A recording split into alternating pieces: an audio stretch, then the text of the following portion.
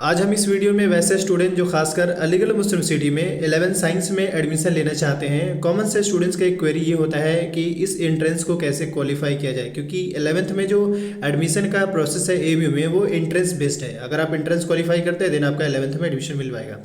हम आपको इस वीडियो में डिटेल में बताएंगे कि कौन कौन से बुक आपको पढ़ना चाहिए, सोर्सेज के बारे में, और साथ ही आपको क्या क्या बेसिक चीज़ें जिस पे आपको ध्यान देना चाहिए। और उससे पहले कुछ बेसिक इन्फॉर्मेशन जो आपको जानना चाहिए मैं उससे पहले स्टार्ट करते हूँ, फिर देन आपको बुक लिस्ट और सोर्सेज के बारे में हम डिटेल में बात करेंगे। देखिए, अगर आप इसमें देखेंगे यहाँ पे सबसे पहले ज़रूरी है कि उस कोर्स के स्ट्रक्चर्स के बारे में जानें जो वहाँ पे आप ऑब्वियसली जानते हैं कि 11-12 यानी जो सीनियर सेकेंडरी के नाम से जाना जाता है तो 2 ईयर्स का है। और स्कूल का नाम मेंशन है, यानी कितने वहाँ पे अगर देखा जाए तो टोटल 5 स्कूल है, जिसमें 2 जो है वो गर्ल्स के लिए है और 3 जो है वो बॉयज़ के लिए। मतलब 1 2 3 सीरियल नंबर से देखें एमयू सिटी स्कूल जो है वो बॉयज़ के लिए है।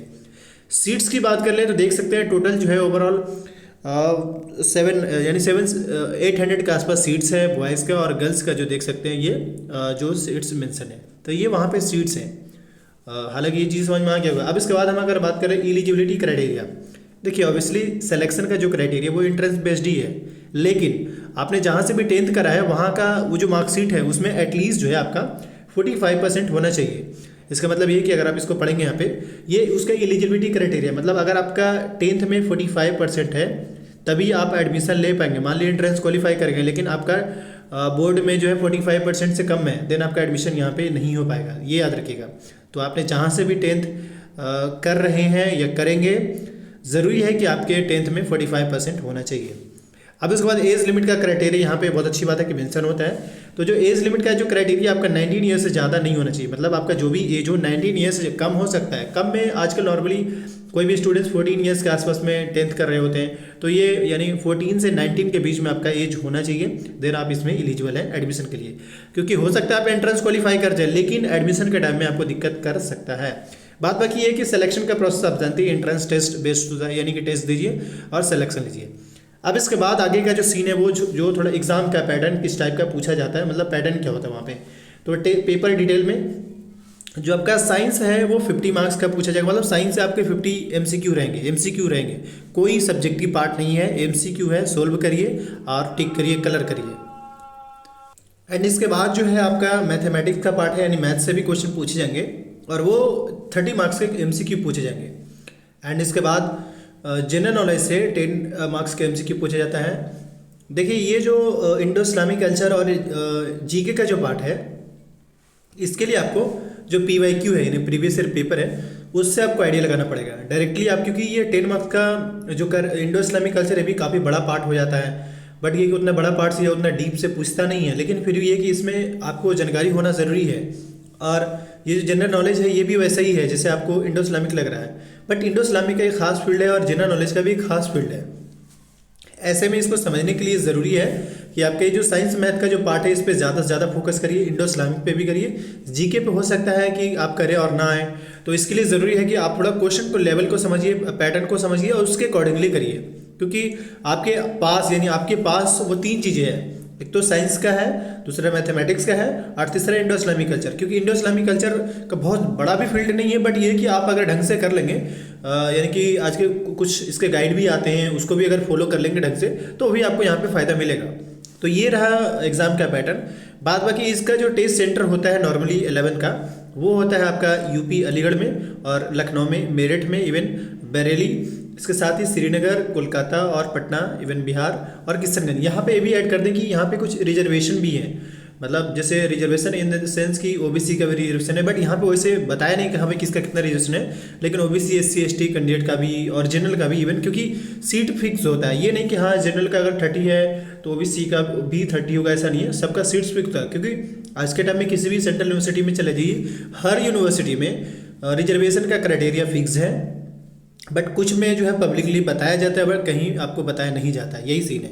बात बाकी ये जो पैटर्न मैंने बताई इसे सिंपली डिप्लोमा के लिए भी एप्लीकेबल होता है। खैर आगे अगर हम बात कर ले, जैसे यहाँ पे आज और ज़्यादा कुछ तो वैसे है नहीं, इस पर ज़्यादा ध्यान देने की जरूरत नहीं, बट अब हम आते हैं आपके सिलेबस पे। अगर आप सिलेबस जाकर चेक करेंगे ऑफिशियल वेबसाइट पे तो यही दिखेगा। थोड़ा सा आप कन्फ्यूज भी हो सकते हैं कि क्या सिलेबस हर साल सेम रहता है। बिल्कुल, हर साल एएमयू का सिलेबस वही रहता है। क्वेश्चन में भले थोड़ा बहुत बदलाव आते हैं बट सिलेबस उसका हर साल सेम होता है, कोई चेंज नहीं होता है, याद रखिएगा। तो जैसे कि मैंने इसके बारे में आपको बता भी दिया। बात बाकी ये है कि इनका जो पैटर्न है वो ज़्यादा इंपॉर्टेंट है। यहाँ पे साफ लिख कर है, admission test will be based on syllabus prescribe by the Aligarh Muslim University for its senior secondary certificate examination. यानी कि जो एएमयू के द्वारा जो बताया गया कि हाँ भाई ये सिलेबस है, उसी को ही फॉलो किया जाता है इससे, चाहे वो 9th का सिलेबस हो या फिर 10th का सिलेबस हो। मतलब ये कि ये जो पैटर्न है, जैसे साइंस की बात कर ले तो साइंस में आपको 9th का भी पढ़ना है और 10th का भी पढ़ना है। तो वो जो 9-10 है वो आपके एएमयू का जो सीनियर सेकेंडरी का सिलेबस है उसको फॉलो करना है। उसके लिए आप एएमयू की ऑफिशियल वेबसाइट पे जाकर चेक कर सकते हैं। बात बाकी है कि ज़्यादा कन्फ्यूजन इसमें नहीं होना चाहिए। मतलब ये कि जो एएमयू का सिलेबस है वही सीबीएसई वाला सिलेबस है और वही एनसीईआरटी का सिलेबस है। तो आप इस बात को लेकर ज़्यादा कन्फ्यूज मत हुए कि एएमयू का सिलेबस अलग है और सीबीएसई का अलग है, ऑलमोस्ट कॉमन होता है।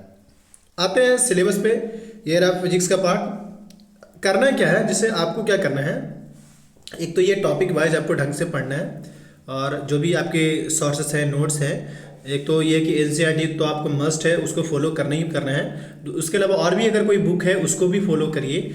असल में आपको अपना कॉन्सेप्ट बिल्ड करना है ढंग से। अगर आप बिल्ड कर पाते हैं तो क्वेश्चन का स्टैंडर्ड भी समझ पाएंगे और सोल्व भी कर पाएंगे।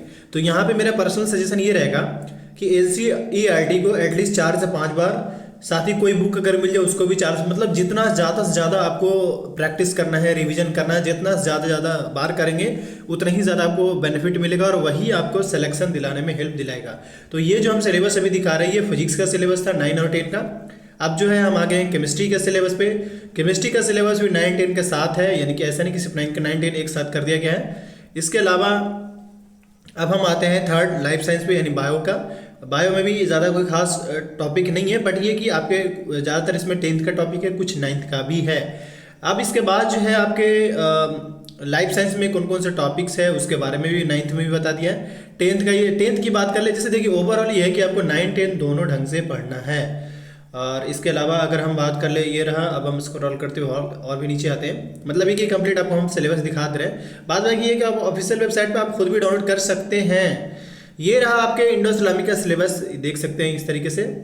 और ये टॉपिक वाइज है, आप इसको ढंग से एटलीस्ट इतना तो करके ही जाना। बाद बाकी अगर कुछ ऐड कर लेते हैं तो नुकसान नहीं करेगा, बट एटलीस्ट इतना आपको करके ही जाना है।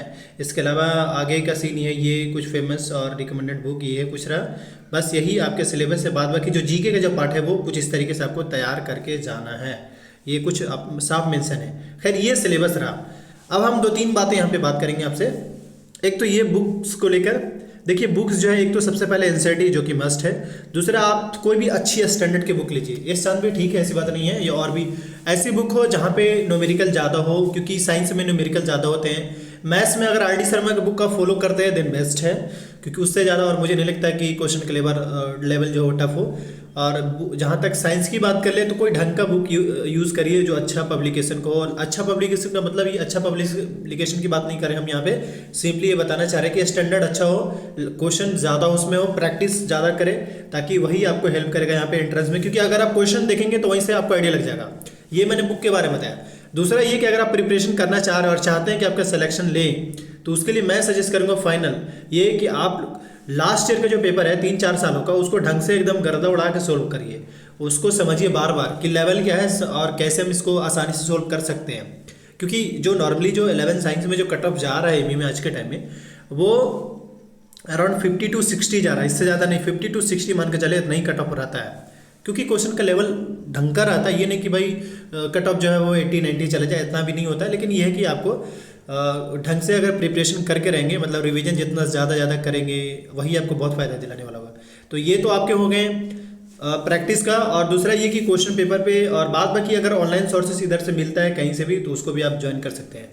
खैर एट द एंड में मैं आपको बता दूं, देखिए जहाँ तक मेरे द्वारा होगा मैं आपको ज़रूर गाइड करूँगा, जहाँ तक हो सकता है मैं गाइड करूँगा। लेकिन साथ ही यहाँ पे एक ऐड कर दें कि इस बार मेरे बिहाफ में ऑनलाइन कोचिंग स्टार्ट किया गया है 11 साइंस, आर्ट्स एंड ह्यूमैनिटीज़ के लिए, खासकर एएमयू जामिया के कैंडिडेट्स के लिए। आप चाहें तो ज्वाइन कर सकते हैं। वीडियो के डिस्क्रिप्शन बॉक्स में उसका कंप्लीट डिटेल मेंशन है, आप विजिट करिए। और अगर ज़्यादा आपके क्वेरी होते हैं तो वीडियो के डिस्क्रिप्शन बॉक्स में इंस्टाग्राम का लिंक है, मुझे भी वहाँ मैसेज कर सकते हैं। Thank you for watching this video.